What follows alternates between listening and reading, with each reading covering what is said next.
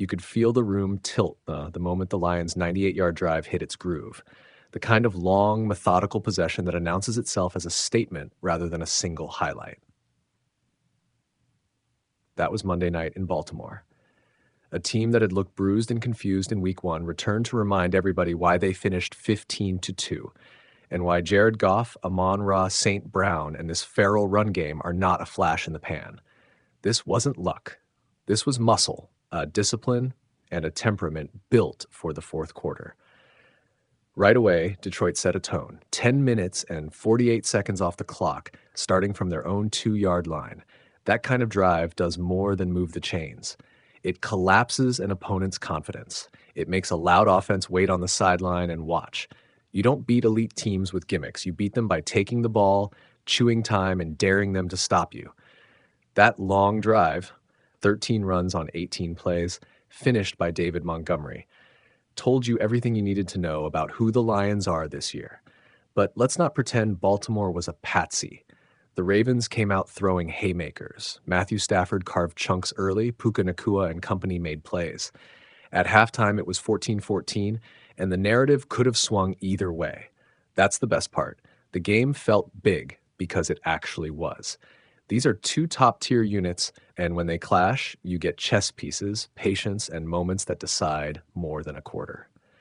Detroit's second-half performance is where the distance grew. A 96-yard drive featuring a 72-yard Montgomery burst felt like a movie reveal. Here's the old Lions identity, the physical pounding, back in high definition. John Morton isn't Ben Johnson, yet he showed creativity where it mattered. That trick play, Goff to St. Brown, who pitches to Gibbs on the edge, wasn't flash for flash's sake. It was cunning, timed perfectly to exploit Baltimore's aggression. When you mix smash mouth with that sort of schematic wit, you get mismatches and big plays. Now, the defensive angle. Sacking Lamar Jackson 7 times is not a fluke. It's an account of preparation and scheme execution. The Lions weren't just hunting sacks. They were erasing lanes, setting edges, and refusing to let Jackson improvise. When you dismantle Lamar's built-in escape routes, you force the offense into smaller, more predictable windows. Aiden Hutchinson's forced fumble on Derrick Henry wasn't just a single play. It was the compounding effect of consistent pressure and discipline. That turnover changed the rhythm and handed Detroit the sort of short field opportunities that win tight games. There were also hazards. Detroit gave up yards. Baltimore's offense can and will exploit soft spots. But the Lions' knack for making the game means something in the fourth quarter. The kind of two-way intensity some teams only pretend to have was decisive. Facing a team with Jackson, you must win the margin battles. Rush defense, third down stops, ball security. Detroit did enough of that, and then they finished. Speaking of finishing, that fourth quarter decision to go for it on 4th and short inside the 2-minute warning, Dan Campbell and company weren't flirting with heroics. They were calculating leverage. Coaches talk about putting the defense on their heels, and that's exactly what the play did. Jared Goff's completion to St. Brown for the first down was a microcosm. Control the clock, convert critical downs, and let Montgomery puncture the game with a 31-yard score. That's old-school football logic, executed with modern precision. Let's talk individual arcs for a second. Jared Goff has been criticized for his playoff ceiling, for his lack of late-game magic. This win was Vince's vintage manager of the game, not flashy, but supremely competent. He protected the ball, made throws when required, and trusted his run game. Amon-Ra St. Brown continues to be the sort of anchor franchises dream about. Polished route tree, contested catch willingness, and the football IQ to win in crucial moments. Montgomery's 72-yard run and later game-clinching touchdown are a reminder that this team still believes in win creation via the ground. Now the Ravens. They are better than 1-2 on paper. 2 losses, yes, but both to top-level teams. Lamar Jackson still possesses world-class playmaking ability. The problem Monday was structural. Baltimore's offense got squeezed physically and lost some of the improvisational breathing room that defines its best versions. When your quarterback is being corralled repeatedly, you no longer function as a multi-dimensional threat. You become one-dimensional and easier to game plan against. Baltimore will adjust. They always do. But Detroit left them with a clear message. You must beat a disciplined, hungry opponent to prove you're the elite you want to be this season.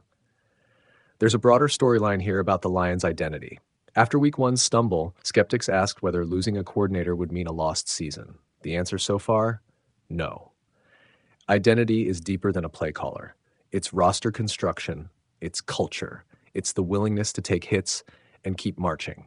Detroit is not disguising itself. They run with authority, they defend with edge, and they make game script choices that align with their strengths. That's why this win feels less like a corrective and more like reassurance. This team belongs in the conversation for the top of the conference. A few tactical takeaways coaches around the league will file away. Traverse the ball control drive when you need to erase momentum, disguise pressure well enough to prevent Lamar from escaping, and mix creative run-pass options that keep top defenses guessing.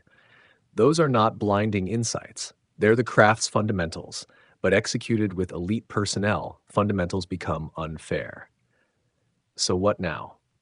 The Lions walk out of Baltimore 2-1, not because they squeaked by, but because they imposed themselves in moments when the margin was thin. The Ravens, meanwhile, will head home to recalibrate and refocus. They aren't broken, they're tested.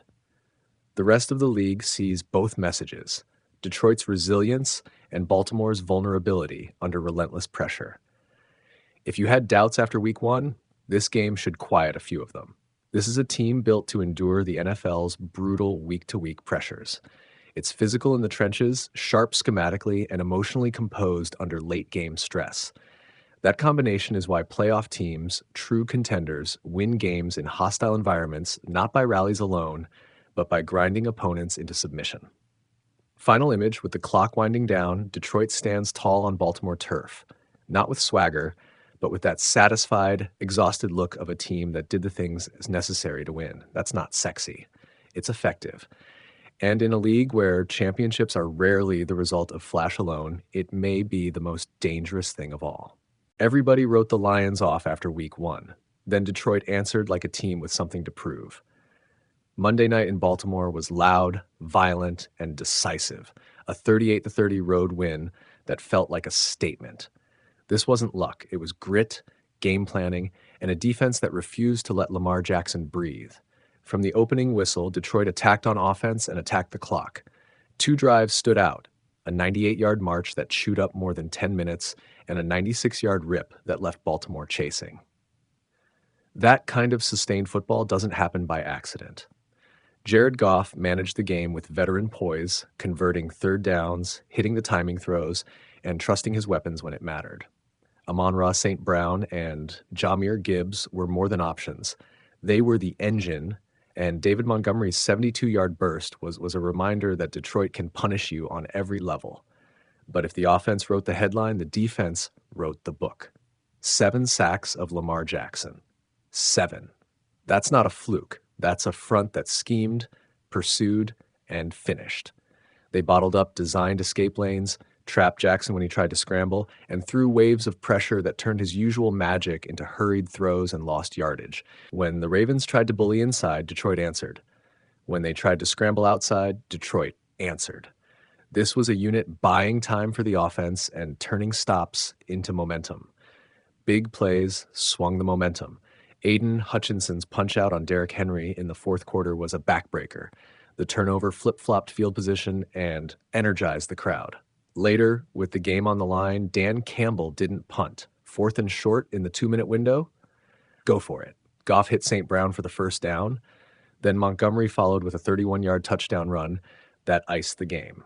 That's aggressive coaching paired with players who execute under pressure, the kind of combo that separates contenders from pretenders. This win also answers some off-season questions about identity.